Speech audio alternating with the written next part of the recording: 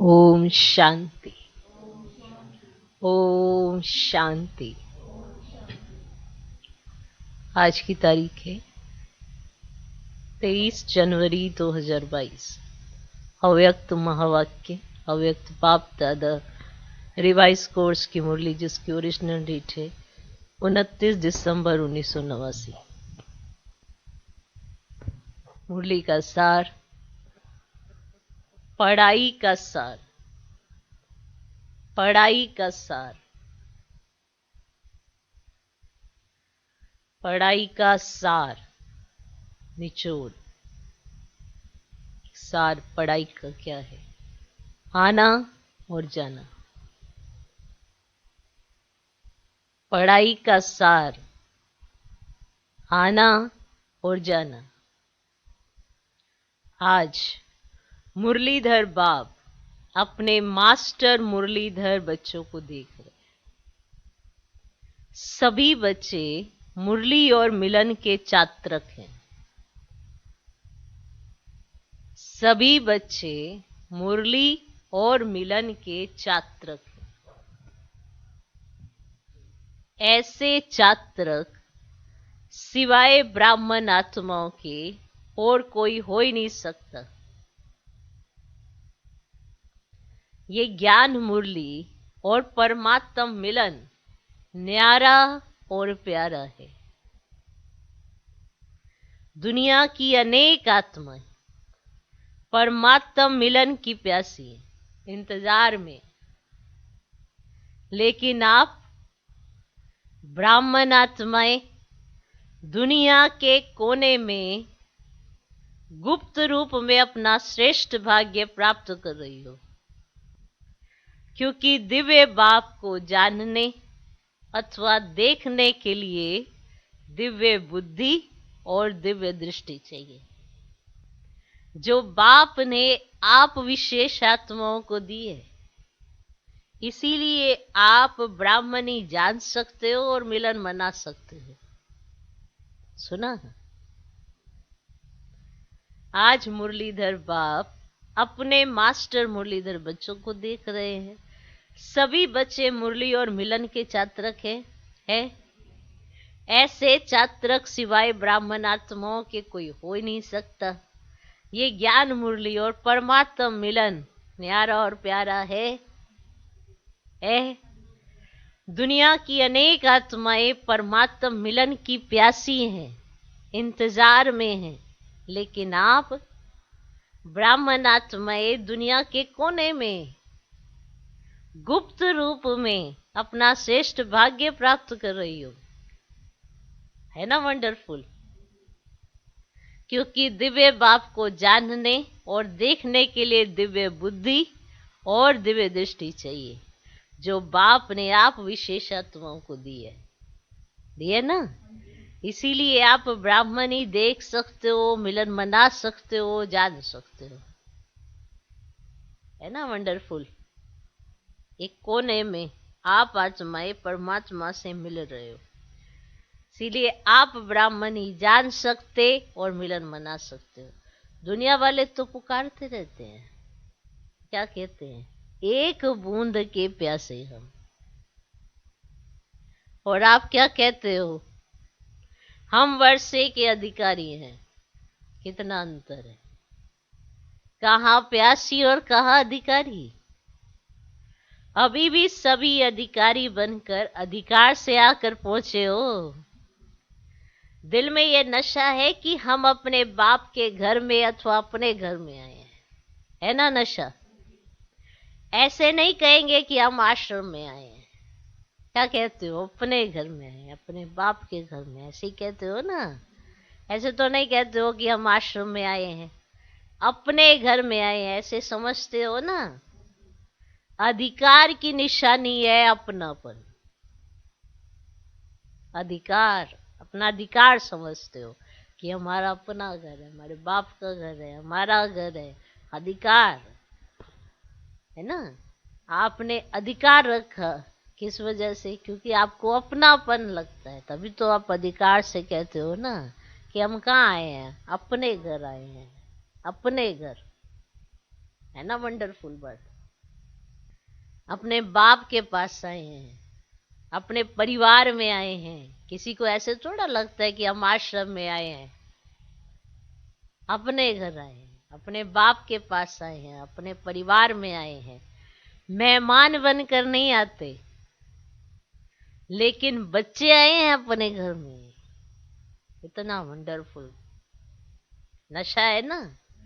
चाहे 4 दिन के लिए आते हो, लेकिन समझते हो, ऐसे ही समझते हो ना, चाहे 4 दिन के लिए गए, लेकिन समझते क्या है, मधुबन अपने स्थान पर पहुंचे हैं। तो ये आना और जाना, तो ये आना और जाना। आप ब्राह्मणों की जो पढ़ाई है, वह मुरलीधर की जो मुरली है, उसका सार ये 2 शब्द ही है। क्या? आना और जाना। याद की यात्रा का अभ्यास क्या करते हो? कर्म योगी का अर्थ ही है मैं अशरीरी आत्मा शरीर के बंधन से न्यारी हूं। कर्म करने के लिए कर्म में आती हूं और कर्म समाप्त कर कर्म संबंध से न्यारी हो जाती हूं। संबंध में रहते हैं, बंधन में नहीं रहते। कर्म योगी आत्मा कर्म करने के लिए शरीर में आई, पर शरीर के बंधन से न्यारी है, और कर्म हुआ तो न्यारी। संबंध में रहते हो शरीर के, लेकिन बंधन में नहीं रहते हो। तो ये क्या हुआ? कर्म के लिए भी आना और फिर न्यारा हो जाना। तो कर्म के लिए भी यही हो गया, मधुबन घर में भी आते हो और जाते हो। कर्म करने के लिए भी आना और फिर न्यारा हो जाना। कर्म के बंधन वश कर्म में नहीं आते, लेकिन कर्मेंद्रियों को अधीन कर अधिकार से कर्म करने के लिए कर्म योगी बनते हो। एनी वंडरफुल बात कि कर्मेंद्रियों को अधीन करते हो और अधिकार रखकर कर्म करते हो और कर्म योगी बन जाते हो। माने याद में रहते हो ना कर्म करते हुए, और कर्मेंद्रियां अधीन हो जाती हैं। इंद्रियों के कर्म के वशीभूत नहीं हो। कोई भी किसी के वश हो जाता तो वश हुई आत्मा मजबूर हो जाती है, और मालिक बनने वाली आत्मा कभी किससे मजबूर नहीं होती है ना। जब आप अधीन हो जाओगे तो मजबूर हो जाओगे, अगर मालिक हो तो मजबूर नहीं हो सकते। अपने समझ में आया? तो कोई भी किसी के वश हो जाता तो वश हुई आत्मा मजबूर हो जाती है, और मालिक बनने वाली आत्मा कभी किससे मजबूर नहीं होती, अपने स्वमान में मजबूत होती है, क्योंकि उसे यह अनुभव होता है मैं मालिक हूं। वो मजबूर नहीं होती है, लेकिन जो अधीन होती है वो मजबूर होती है, और जो मालिक होता है वो मजबूर नहीं होता है, वो मजबूत होता है।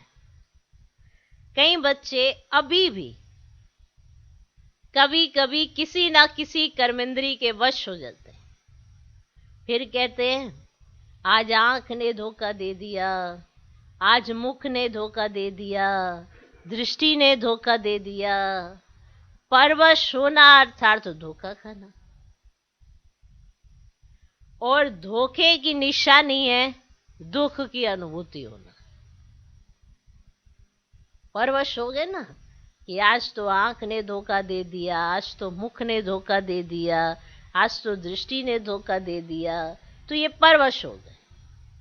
और परवश अगर हो ना, माना धोखा खाना, और धोखे की निशानी है दुख की अनुभूति होना। और धोखा खाना चाहते नहीं है, लेकिन ना चाहते हुए भी कर लेते हैं, इसको ही कहा जाता है वशीभूत होना। धोखा खाना चाहते नहीं है, लेकिन ना चाहते हुए भी कर लेते हैं, तो इसको क्या कहा जाता है? वशीभूत हो जाना। माना कोई भी कर्मेंद्री के वशीभूत हो जाना। दुनिया वाले कहते हैं चक्कर में आ गए, चाहते भी नहीं थे, लेकिन पता नहीं कैसे चक्कर में आ गए। आप स्वदर्शन चक्रधारी आत्मा किसी धोखे के चक्र में नहीं आ सकते, क्योंकि स्वदर्शन चक्र अनेक चक्कर से छुड़ाने वाला है, ना सिर्फ अपने को लेकिन औरों को भी छुड़ाने के निमित्त बनते। तो अनेक प्रकार के दुख के चक्रों से बचने के लिए सोचते हैं इस सृष्टि चक्र से ही निकल जाए। तो चक्रों से दुखी होके कहते हैं सृष्टि चक्र से ही निकल जाए। तो जब चक्र में दुख ही नहीं होगा तो निकलने का क्यों कहेंगे? ये तो चक्रों में फंस जाने के कारण वो निकलने के लिए कहते हैं। तो स्वदर्शन चक्र तो सब चक्रों से छुड़ा देता है ना वंडरफुल।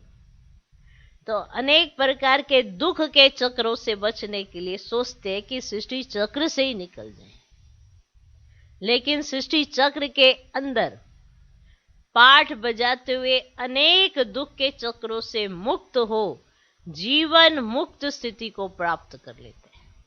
कर सकते हैं ना? ये कोई नहीं जानता है, ये किसी को नहीं पता कि हम सृष्टि चक्र के अंदर ही पाठ बजाते हुए अनेक दुख के चक्रों से मुक्त होकर जीवन मुक्त स्थिति को प्राप्त कर सकते हैं। यह कोई नहीं जानता। आप चैलेंज करते हो कि हम आपको जीवन में मुक्ति डबल दिला सकते हैं, जीवन भी हो और मुक्ति भी हो। ऐसी चैलेंज की है ना? नशे से कहते हो कि जीवन मुक्ति आपका और हमारा जन्म सिद्ध अधिकार है, जिसमें हमारे पास जीवन भी हो और मुक्ति भी हो। तो कोई इस चक्र से छूटना चाहेगा? नहीं ना। अब चक्कर ज्यादा है, मुक्ति है नहीं। तो आप ये चैलेंज करते हो कि आपको इसी जीवन में मुक्ति भी मिलेगी और जीवन भी मिलेगा। इसीलिए आप नशे से कहते हो कि जीवन मुक्ति आपका और हमारा जन्म सिद्ध अधिकार है। तो स्वदर्शन चक्रधारी अर्थात दुख के चक्रों से मुक्त रहने वाले और मुक्त करने वाले, ये कौन है? स्वदर्शन चक्र। चक्र से मुक्त वही होना चाहता है जिसको दुख है, जिसको धोखा मिला है, और जिसको जीवन में जीवन के साथ मुक्ति मिली है, वो क्यों चक्र से मुक्त होना चाहेगा? अब समझ में आया? इसीलिए आप उनको चैलेंज करते हो, नशे से कहते हो कि जीवन मुक्ति हमारा और आपका जन्म सिद्ध अधिकार है। तो स्वदर्शन चक्रधारी अर्थात दुख के चक्रों से मुक्त रहने वाले और मुक्त करने वाले, वशीभूत होने वाले नहीं, लेकिन अधिकारी बन, मालिक बन, सर्व कर्मेंद्रियों से कर्म कराने वाले, धोखा खाने वाले नहीं, लेकिन औरों को भी धोखे से छुड़ाने वाले। यही अभ्यास करते हो ना, कर्म में आना और फिर न्यारा हो जाना। तो याद का अभ्यास क्या रहा? आना और जाना। और पढ़ाई अर्थात ज्ञान का सार क्या है?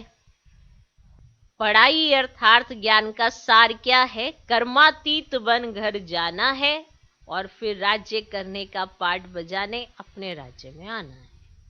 यहां से कर्मातीत होकर आपको घर जाना है, फिर राज्य करने का पाठ बजाने अपने राज्य में आना। यही ज्ञान का सार है ना? तो जाना और आना, यही ज्ञान और योग है। इसी अभ्यास में दिन रात लगे हुए हो। बुद्धि में घर जाने की और फिर राज्य में आने की खुशी है। जैसे मधुबन अपने घर में आते हो तो कितनी खुशी रहती है। जब से टिकट बुक कराते हो तब से जाना है, ये बुद्धि में याद रहता है ना। तो जब मधुबन घर की खुशी है तो आत्मा के घर जाने की भी खुशी है, लेकिन खुशी से कौन जाएगा? जितना सदा ये आने और जाने का अभ्यास होगा, जब चाहो तब अशरीरी स्थिति में स्थित हो जाओ और जब चाहो तब कर्मातीत बन जाओ। यह अभ्यास बहुत पक्का चाहिए, लिख लो। जब चाहो तब अशरीरी स्थिति में स्थित हो जाओ और जब चाहो तब कर्मातीत बन जाओ। जब चाहो तब अशरीरी स्थिति में स्थित हो जाओ और जब चाहो तब कर्मातीत बन जाओ। यह अभ्यास बहुत पक्का चाहिए। ऐसे ना हो कि आप अशरीरी बनना चाहो और शरीर का बंधन, कर्म का बंधन, व्यक्तियों का बंधन, वैभवों का बंधन, ऐसे ना हो कि आप अशरीरी बनना चाहो और शरीर का बंधन, कर्म का बंधन, व्यक्तियों का बंधन, वैभवों का बंधन, स्वभाव संस्कारों का बंधन अपनी तरफ आकर्षित करें।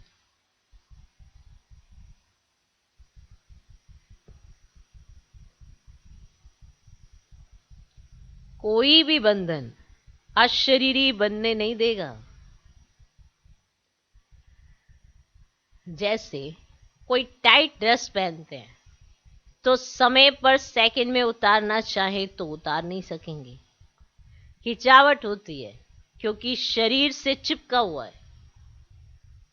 ऐसे कोई भी बंधन का खिंचाव अपनी तरफ खींचेगा। बंधन आत्मा को टाइट कर देता है। इसीलिए बाप दादा सदैव ये पाठ पढ़ाते हैं, निर्लिप्त अर्थात न्यारे और अति प्यारे।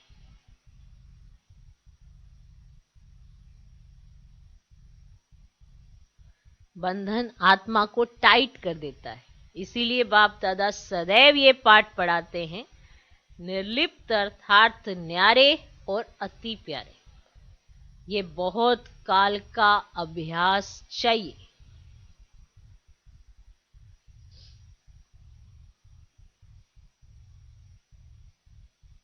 ज्ञान सुनना, सुनाना, सेवा करना, ये अलग चीज है, लेकिन यह अभ्यास अति आवश्यक है।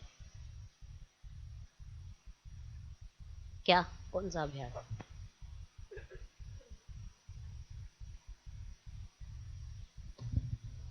न्यारे और अति प्यारे। निर्लिप्त माना टाइटनेस नहीं होनी चाहिए आत्मा को शरीर के साथ।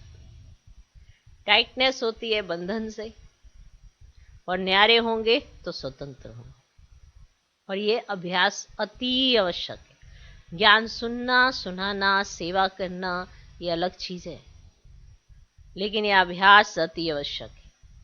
पास विद ऑनर बनना है तो इस अभ्यास में पास होना अति आवश्यक है। इसी अभ्यास में अटेंशन देने में डबल अंडरलाइन करो। इसी अभ्यास को अटेंशन देने में डबल अंडरलाइन करो, तब ही डबल लाइट बन कर्मातीत स्थिति को प्राप्त कर डबल ताजधारी बनेंगे।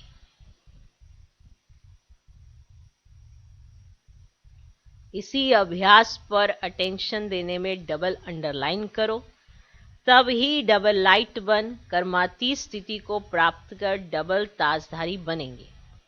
ब्राह्मण बने, बाप के वर्षे के अधिकारी बने, गॉडली स्टूडेंट बने, ज्ञानी तू आत्मा बने, विश्व सेवाधारी बने।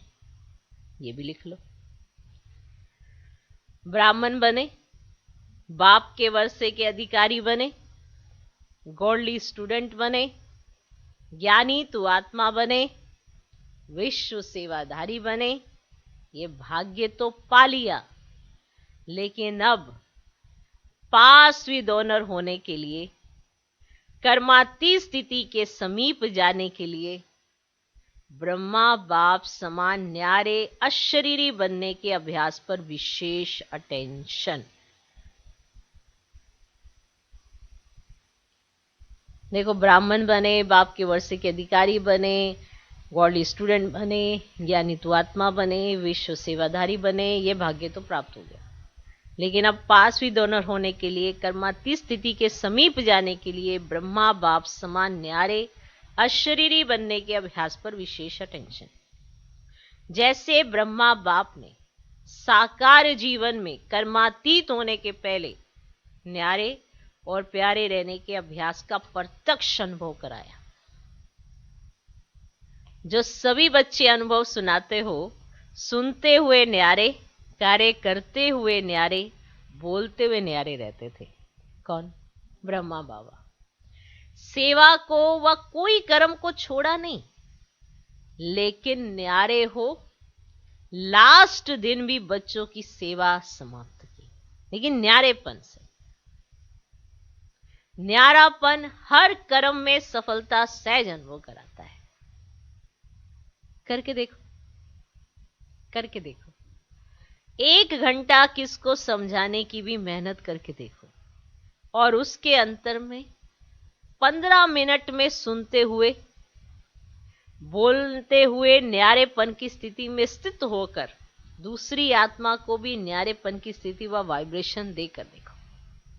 माना आप स्वयं में इतने न्यारे हो, तो आपने, जैसे आप पहले 1 घंटा सुनाते थे, अभी उसके अंतर में आप 15 मिनट में सुनते हुए, बोलते हुए, 15 मिनट ही किसी का सुनते हो, किसी के साथ बात करते हो, न्यारेपन की स्थिति में स्थित होकर दूसरी आत्मा को भी न्यारेपन की स्थिति का वाइब्रेशन देकर देखो।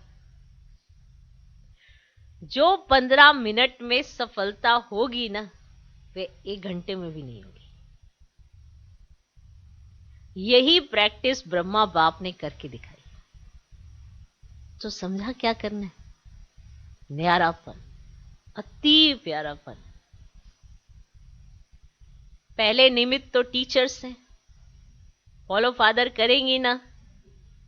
सेवा का विस्तार भल कितना भी बढ़ाओ, लेकिन विस्तार में जाते सार की स्थिति का अभ्यास कम ना हो। विस्तार में सार भूल ना जाए। खाओ पियो सेवा करो, लेकिन न्यारेपन को नहीं भूलो। वाणी द्वारा भी कहां तक सेवा करेंगे, कितनों की करेंगे। अब तो रूहानी वाइब्रेशन, अशरीरीपन की स्थिति के वाइब्रेशन, न्यारे और प्यारेपन के शक्तिशाली वाइब्रेशन वायुमंडल में फैलाओ। सेवा की तीव्र गति का साधन भी यही है। दूसरों की सेवा करने के पहले स्वयं इस विधि में संपन्न होंगे, तब सेवा की सिद्धि को प्राप्त करेंगे। अब वाणी में आना सहज हो गया है, और दिल से भी करते हो, क्योंकि अभ्यास पक्का हो गया है। ऐसे ये अभ्यास भी नेचुरल हो जाएगा। जैसे वाणी में आके सुनाते हो, तो ये अभ्यास तो आपका पक्का हो गया है, तो ऐसे ये अभ्यास भी आपका पक्का हो जाएगा। इस नेचुरल अभ्यास से ही नेचर बदली होगी। चाहे मनुष्य आत्माओं की नेचर, चाहे प्रकृति। समझा? समझा? मुश्किल तो नहीं लगता है ना। बड़े ते बड़े बाप के बच्चे हैं और बड़े ते बड़ी प्राप्ति के अधिकारी हैं, तो उसके लिए कोई बड़ी बात ही नहीं है।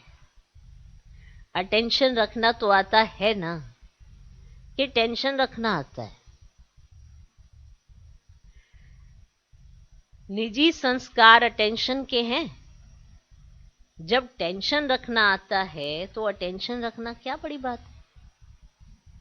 टेंशन रखनी आती है तो अटेंशन रखना क्या बड़ी बात है। टेंशन रखने में तो आदती हो गए हो, नहीं हो गए आदती?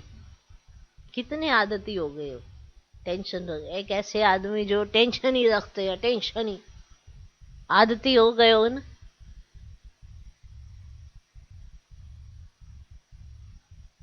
हो ना, टेंशन रखने का। अटेंशन का भी टेंशन नहीं रखो, लेकिन नेचुरल अटेंशन। कोई ऐसा भी करते हैं अटेंशन को टेंशन में बदल देते। जहां पर अटेंशन रखना उसकी टेंशन।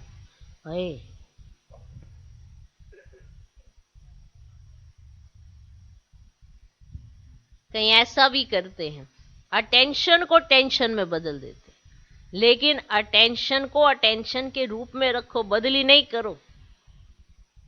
अभी आपको चारों तरफ क्या रखना है? अटेंशन ही तो रखना है। हाय टेंशन, हाय मेरे को अटेंशन रखना है, इसकी भी टेंशन। अटेंशन रखो पर बिना किसी टेंशन। वो निश्चय जितना अंदर होता है ना, उससे होता है।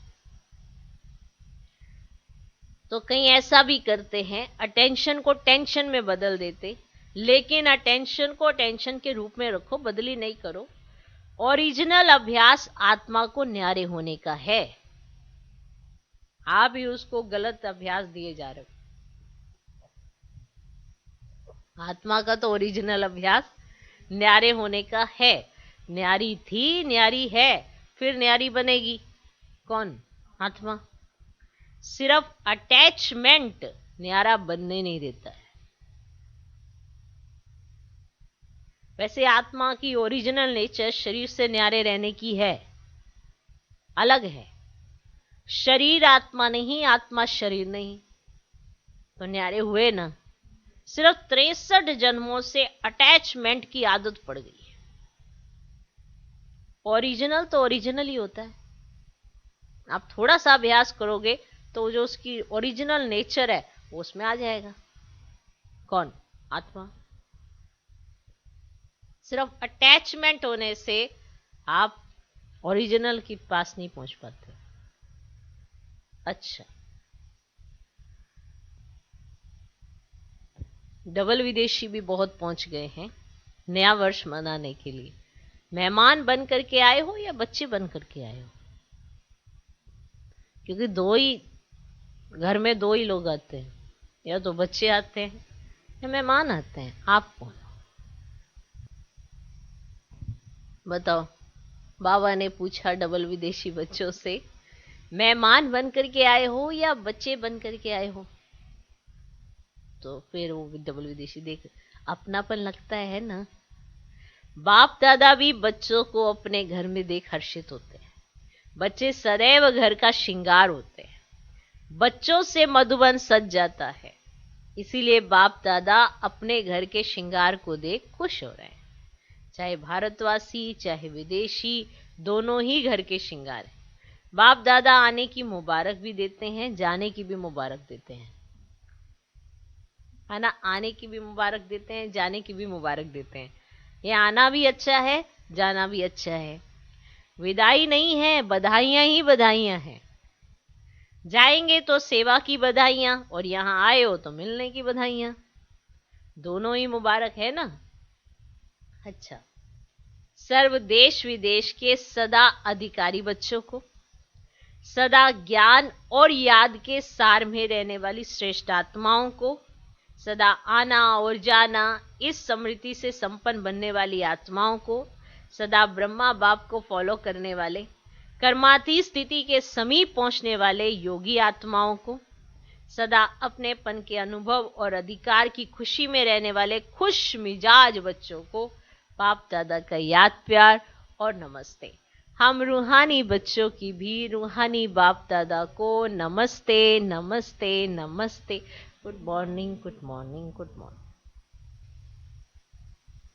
डॉक्टर्स प्रति अव्यक्त बाप दादा, डॉक्टर्स के लिए बाप दादा ने महावाक्य सुने।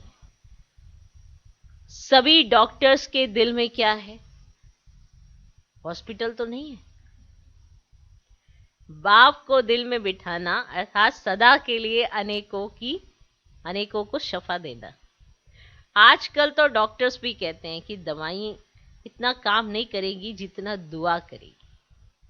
वो भी दवाइयों से दिल शिकस्त हो गए हैं, क्योंकि जानते हैं ना कि इसकी रिजल्ट क्या है और क्या निकलेगी। इसीलिए अभी सबकी नजर दुआओं तरफ जा रही है। अभी योग एक्सरसाइज के रूप में चारों ओर बढ़ता जा रहा है। अभी योग तक आए हैं, सहज योग तक आ जाएंगे। दवाइयों के बजाय दूसरी तरफ अभी बुद्धि तो गई है ना, आखिर ठिकाने पर आ जाएंगे। तो डॉक्टर्स यही काम करते हो ना, सबकी बुद्धि को ठिकाने पर लगाने वाले हो ना। अच्छा है, हिम्मत रखने से बाप की मदद स्वतः मिल रही है, मिलती रहेगी। जहां हिम्मत है वहां असंभव भी संभव हो जाएगा। सभी असंभव को संभव करने वाले हो। जो दुनिया वाले कहते हैं मन को एकाग्र करना बहुत मुश्किल है, असंभव भी कह देते हैं, और आप क्या कहते हो? आपके लिए तो सेकंड की बात है ना, बस बाबा कहा और मन ठिकाने पर पहुंचा। तो आपके लिए सेकंड का काम है और उन्हों के लिए असंभव है। कितना अंतर आ गया। टाइम तो नहीं लगता है। ऐसे तो नहीं गीत बजे लाल बत्ती जले तभी मन टिकेगा। गीत बजे लाल बत्ती जगे तभी मन टिकेगा। मेहनत तो नहीं करनी पड़ती। अब अपना बाप है ना, कोई दूसरे का बाप तो नहीं है। अपना बाप नहीं हो और कोई कहे ये आपका बाप है, इसे याद करो, तो याद नहीं कर सकेंगे ना। लेकिन ये तो अपना है। अपनी चीज को याद करना कभी मुश्किल नहीं होता, पराई को याद करना मुश्किल होता है। आप तो अधिकार से याद करते हो, या भगवान है, बहुत बड़ा है, सूर्य समान है, ऐसे याद करते हो। सब कुछ मेरा है, इस अधिकार से याद करो। रूहानी गुलाब बन सारा दिन खुशबू फैलाते रहो। खुशबू ऐसी चीज होती है जो दूर वालों को भी आकर्षित करती है।